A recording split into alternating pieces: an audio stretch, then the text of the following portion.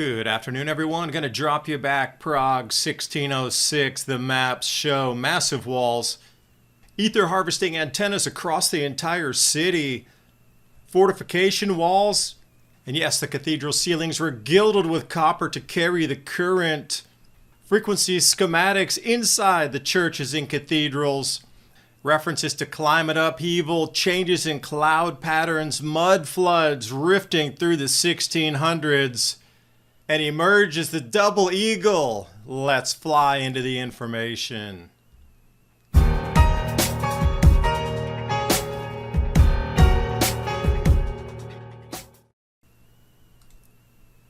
And while watching a video from John Levy decompressing from today's madness, I decided to revisit the photos I took while I was traveling in the Czech Republic.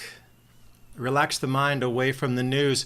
I was staying in this guest house in Prague. It was an artist guest house. And in the bookshelf, we're going to run through a few of the 1950s lithographs, studio, unaltered images from museums of the 1950s and 60s. A look at all the castles and mud-flooded walls in the Czech Republic. But I'm going to start you right off here, 1606.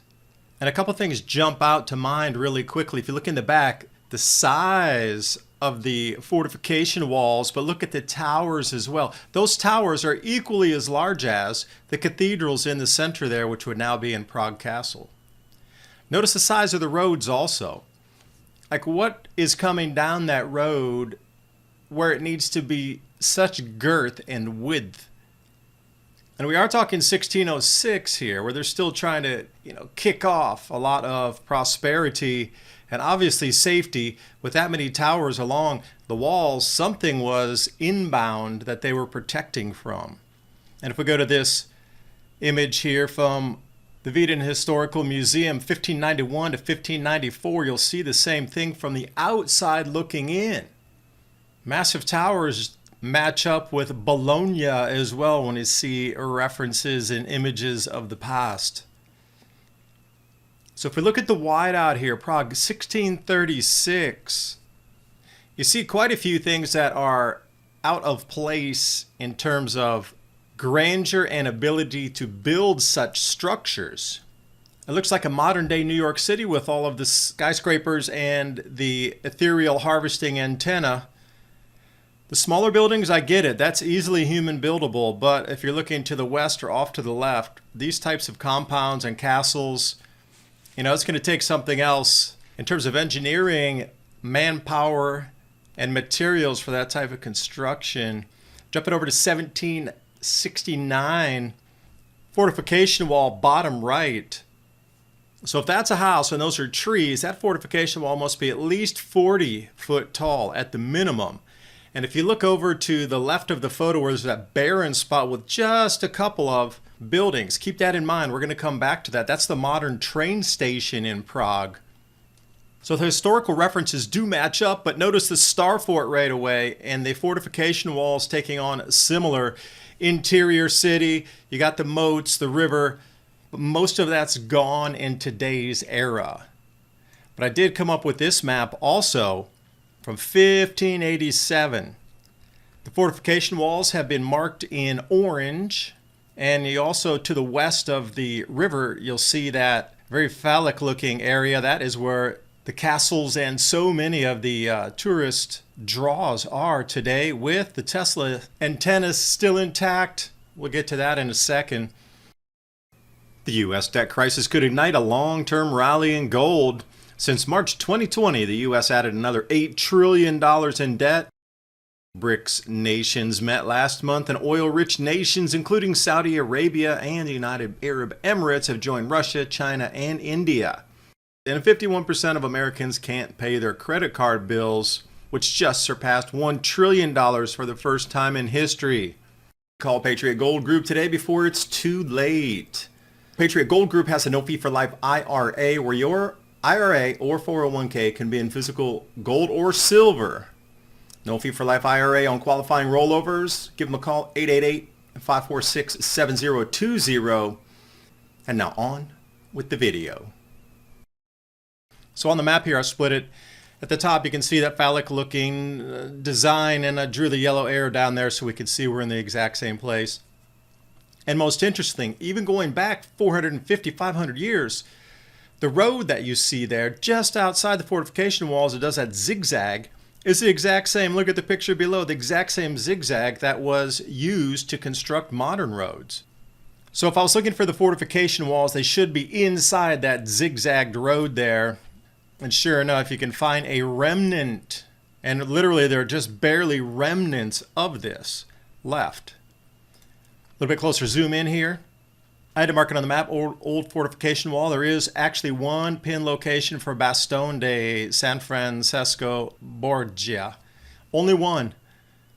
And you can look down a little bit if you get on Google Earth Street View, and this is the look at the walls. But this is really one of the only intact sections out of the entire fortification system. I mean, there's bits and scraps of it around. And here's another scrap. If you look in the right place, just off the river there to the west, there's one area that does stick out. But looking through the map, it was really difficult to find because I was expecting, you know, a star fort type of formation looking on Google Earth. Never saw it. Now, bringing your attention to 1606, that center area is what we looked at on the map on the left when I said, look at that empty area that's now the train station in downtown Prague. It's still there. That area had remained empty from 1606 to 1769? Really? That's kind of hard to believe that for 150 years nobody built inside there. And what's interesting too is they say this place was under construction, but for 150 years, and look at all the castles and fortification walls and everything around it, and it still remains empty, the empty quarter. And one thing you'll notice also is how many ethereal energy collecting antennas there are across the buildings. Those are not for lightning rods. And just for clarification, that same empty spot is now where the train station is. And you'll see the same roads are leading straight into the same place after 500 years. So was that covering something up with massive construction to destroy, flatten, remove, and bury everything under a train station during the construction of what would have been found in that empty area that remained empty for 150 years in the middle of Prague? Now, since I am on the theme of antennas, you know, we can find countless examples coming out of some of these books I found in that person's library, staying in their Airbnb, Prague 1892. And if you do a bit of searching, then you can find these buildings, and you notice the capacitors, transistors right on the front of that. And it's hard to tell what those things are on the poles in front because obviously it's not for light. You wouldn't have it that high up, especially so many years ago when quote-unquote lighting was terrible and they were using kerosene lanterns. Why would you have something 30 feet up in the air? You know, there's prime examples of this around. And John, I scraped this image from one of your videos. Thank you for letting me use it to describe the point here. Just want to give you some value back because the ideas you're putting out for so long, for everybody to try to compare information. So this one brings us to 1540. Now, do you honestly think that that's just for lightning rods in 1540, or was it for other types of energy that we don't quite understand or has been hidden from us? Again, I'll take you through. We're looking at the tops of the buildings, the difference and the different types of ether. Harvesting antennas to power the buildings. You rarely see smokestacks in these buildings. That's a new thing. Somehow heat was transferred during winters in Prague without all of the smokestacks prior. 1555. Take a look at 1568 to 81 on the construction. And again, it's just littered with these collection devices, but absent any of where you would burn wood to heat the building. These older buildings just aren't showing it. And if you come back into a couple other lithographs that were black and whites, what do you see? How many of these antennas are around collecting energy out of the ether? It's mind-blowing. So when you go look at some of these same structures today, all of these are gone.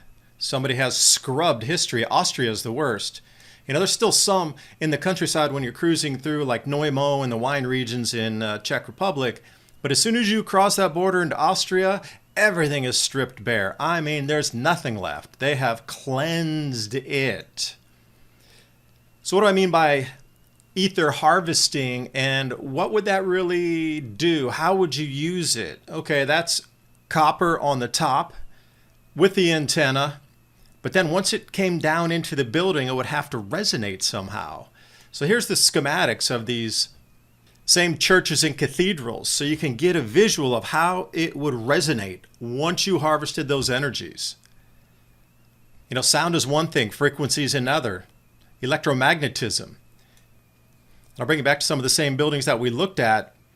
Interior designs, for those of you who are architects, I'd love to hear some opinions and ideas on how the layouts of these older buildings would be conducive for sending sound vibration through. And here we go, this is a cathedral here. Praha Strahov, the actual building itself, and on the left you get the schematics and then the interior engineering drawings, for a better term. And you know, there was a lot of talk about, was there copper running up through the tops of these cathedrals to allow that transference of energy? And here we go. I could not believe I found these images. Yes, indeed. All copper running through and on the floors as well. Now you have an entire system pulling from the ether, delivering down into this network. And some classical architecture, if you look into the 1500s also.